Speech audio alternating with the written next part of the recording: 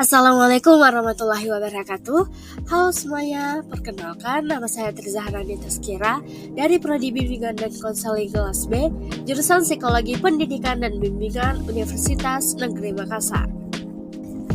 Di sini saya akan membahas materi tentang pendekatan metode dan strategi pelayanan bimbingan dan konseling.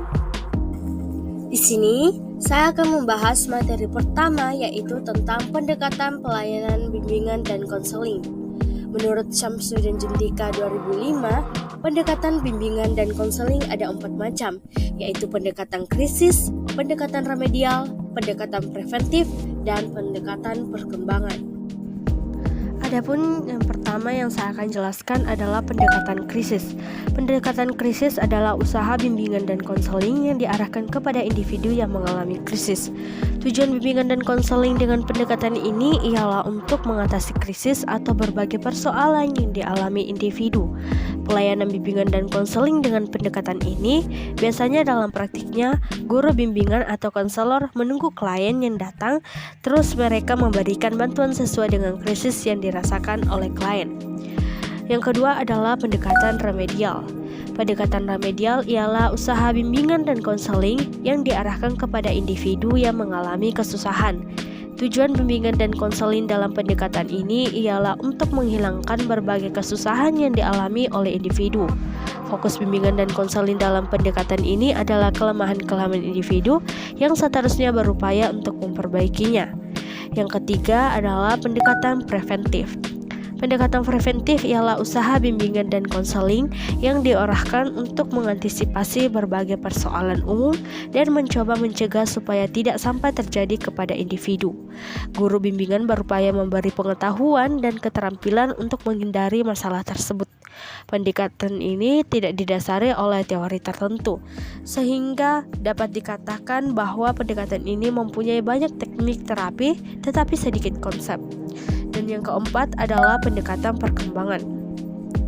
Pelayanan bimbingan dan konseling yang berkembang saat ini adalah bimbingan dan konseling perkembangan atau development counseling.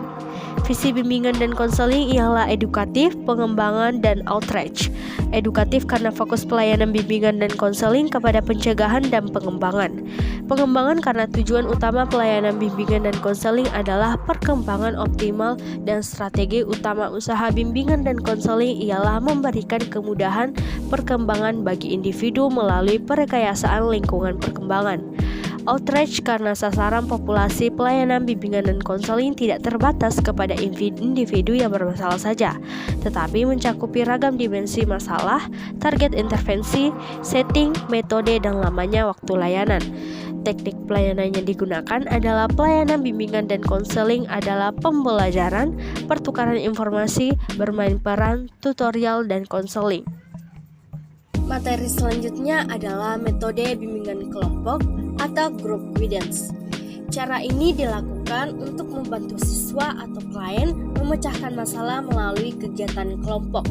Masalah yang dipecahkan bisa bersifat kelompok, yaitu yang dirasakan bersama oleh kelompok atau beberapa orang siswa, atau bersifat individual atau perorangan, yaitu masalah yang dirasakan oleh individu atau seorang siswa sebagai anggota kelompok. Penyelenggaraan bimbingan kelompok ini antara lain dimaksudkan untuk membantu mengatasi masalah bersama atau membantu seorang individu yang menghadapi masalah dengan menempatkannya dalam suatu kehidupan berkelompok. Beberapa jenis metode bimbingan kelompok yang bisa diterapkan dalam pelayanan bimbingan kelompok adalah yang pertama, program homeroom, kedua karya wisata, ketiga diskusi kelompok, keempat kegiatan kelompok, kelima organisasi siswa, keenam sosiodrama, ketujuh psikodrama, dan kedelapan pengajaran remedial. Baik, adapun yang pertama yaitu program homeroom. Program ini dilakukan di sekolah dan madrasah di dalam kelas atau di luar jam pelajaran untuk membicarakan beberapa hal yang dianggap perlu. Program ini dilakukan dengan menciptakan suatu kondisi sekolah atau kelas seperti di rumah, sehingga tercipta suatu kondisi yang bebas dan menyenangkan. Tujuan utama program ini adalah agar guru dapat mengenal para siswanya secara lebih dekat, sehingga dapat membantunya secara efisien. Yang kedua yaitu karya wisata. Cara ini bisa dilakukan dengan mengunjungi tempat-tempat suatu objek tertentu, misalnya PLTA, Kota Panjang atau Istana Siak Riau dan lain sebagainya. Melalui karya wisata, para siswa memperoleh kesempatan meninjau objek-objek yang menarik dan mereka memperoleh informasi yang lebih baik tentang objek itu. Nah, ketika guru sejarah menceritakan tentang Istana Siak Riau, mungkin siswa tidak akan memperoleh pesan atau informasi yang seutuhnya tentang Istana Siak Riau. Hal ini bisa menimbulkan masalah pada siswa. Melalui layanan bimbingan dan konseling dengan metode karya wisata, hal itu bisa diatasi. Selanjutnya adalah diskusi kelompok. Diskusi kelompok merupakan suatu cara di mana siswa memperoleh kesempatan untuk memecahkan masalah secara bersama-sama. Setiap siswa memperoleh kesempatan untuk mengemukakan pikirannya masing-masing dalam memecahkan suatu masalah. Dalam melakukan diskusi, para siswa diberi peran-peran tertentu seperti pemimpin diskusi, moderator, dan notulis. Tugas pimpinan diskusi adalah memimpin jalannya diskusi sehingga diskusi tidak menyimpang, sedangkan tugas notulis adalah mencatat hasil diskusi. Dengan demikian akan timbul rasa tanggung jawab dan harga diri. Dan selanjutnya adalah kegiatan kelompok. Kegiatan kelompok dapat menjadi suatu teknik yang baik dalam bimbingan, karena kelompok memberikan kesempatan kepada individu untuk berpartisipasi secara baik. Banyak kegiatan tertentu yang lebih berhasil apabila dilakukan secara berkelompok. Melalui kegiatan kelompok dapat mengembangkan bakat dan menyalurkan dorongan-dorongan tertentu. Selanjutnya adalah organisasi siswa. Organisasi siswa khususnya di lingkungan sekolah dan madrasah dapat menjadi salah satu teknik dalam bimbingan kelompok. Melalui organisasi siswa, banyak masalah-masalah siswa baik sifatnya individual maupun kelompok dapat dipecahkan. Yang keenam yaitu sosiodrama. Sosiodrama dapat digunakan sebagai salah satu cara bimbingan kelompok. Sosiodrama merupakan satu cara membantu memecahkan masalah siswa melalui drama. Sesuai namanya, masalah-masalah yang didramakan adalah masalah-masalah sosial. Yang ketujuh adalah psikodrama. Hampir sama dengan sosiodrama. Psikodrama adalah upaya pemecahan masalah melalui drama. Bedanya adalah masalah yang didramakan. Dalam sosiodrama yang didramakan adalah masalah sosial, sedangkan psikodrama yang didramakan adalah masalah-masalah psikis yang dialami individu. Siswa yang memiliki masalah psikis disuruh untuk memerankan suatu peranan. Kedelapan adalah pengajaran remedial.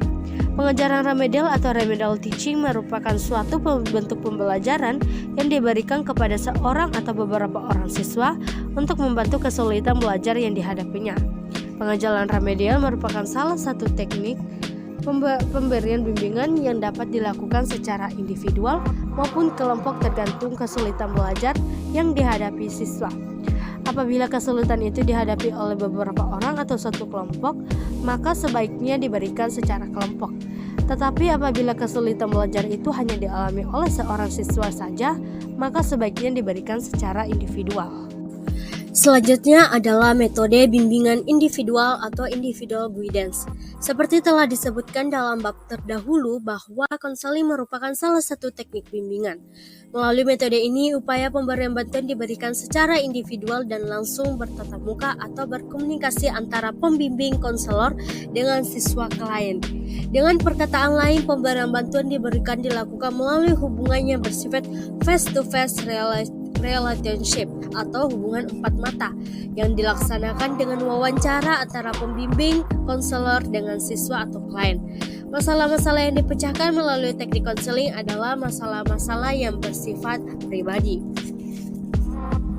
Nah, apabila merujuk kepada teori-teori konseling, setidaknya ada 3 cara konseling yang bisa dilakukan, yaitu yang pertama directive counseling, kedua non-directive counseling, dan ketiga elective counseling. Saya akan menjelaskan yang pertama yaitu counseling directive atau directive counseling. Metode ini dalam prosesnya yang aktif atau paling berperan adalah konselor. Dalam praktiknya, konselor berusaha mengarahkan klien sesuai dengan masalahnya. Selain itu, konselor juga memberikan saran, anjuran, dan nasihat kepada klien. Praktik konseling yang dilakukan oleh para penganut teori behavioral counseling umumnya menerapkan cara-cara di atas dalam konselingnya. Karena praktik yang demikian, konselor ini juga dikenal dengan konseling yang berpusat pada konselor. Kedua adalah konseling non-direktif atau non-direktif konseling.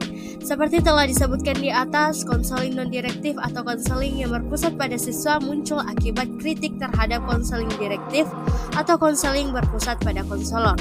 Konseling non-direktif dikembangkan berdasarkan teori client-centered konseling yang berpusat pada klien atau siswa. Dalam praktik konseling non-direktif, konselor hanya menampung pembicaraan, yang berperan adalah konselor. Klien atau konseling bebas berbicara, sedangkan konselor menampung dan mengarahkan. Metode ini tentu sulit diterapkan untuk siswa yang berkepribadian tertutup atau introvert, karena klien siswa dengan kepribadian tertutup biasanya pendiam dan sulit diajak berbicara. Cara ini juga belum bisa diterapkan secara efektif untuk murid sekolah dasar dan dalam keadaan tertentu siswa SMP. Metode ini bisa diterapkan secara efektif untuk siswa tingkat SMA dan mahasiswa di perguruan tinggi. Dan yang terakhir adalah konseling efektif atau elective counseling. Kenyataannya bahwa tidak semua teori cocok untuk semua individu, semua masalah siswa, dan semua situasi konseling. Siswa di sekolah atau madrasah memiliki tipe-tipe kepribadian yang tidak sama. Oleh sebab itu, tidak mungkin diterapkan metode konseling direktif saja atau non-direktif saja. Agar konseling berhasil secara efektif dan efisien, tentu harus melihat siapa siswa klien yang akan dibantu atau dibimbing dan melihat masalah apa yang dihadapi siswa dan melihat situasi konseling. Apabila terhadap siswa tertentu tidak bisa diterapkan metode direktif, maka mungkin bisa diterapkan metode non-direktif, begitu juga sebaliknya. Atau apabila mungkin adalah dengan cara menggabungkan kedua metode di atas. Penggabungan kedua metode konseling di atas disebut metode elektif atau elective counseling. Baik, materi selanjutnya yaitu strategi pelayanan, bimbingan, dan konseling. Menurut MOOC 2008, beberapa strategi untuk mewujudkan suasana psikologis yang mendorong tumbuhnya nilai-nilai disiplin yang kondusif terhadap siswa di sekolah adalah sebagai berikut. Yang pertama yaitu memperkokoh struktur atau sistem organisasi dan manajemen sekolah. Kedua, mewujudkan iklim sekolah yang harmonis dan kondusif. Ketiga, menggunakan unsur-unsur simbolik untuk penyempurnaan nilai-nilai. Dan yang keempat, mengelola aktivitas pembelajaran dalam kelas secara efektif untuk membangun perkembangan intelek, sosial, jasmani, dan emosi siswa. Mungkin itu saja yang bisa saya sampaikan. Mohon maaf apabila ada kata salah dari penjelasan video saya tadi. Saya akhiri. Wabillahi taufiq wa sa'adah. Wassalamualaikum warahmatullahi wabarakatuh.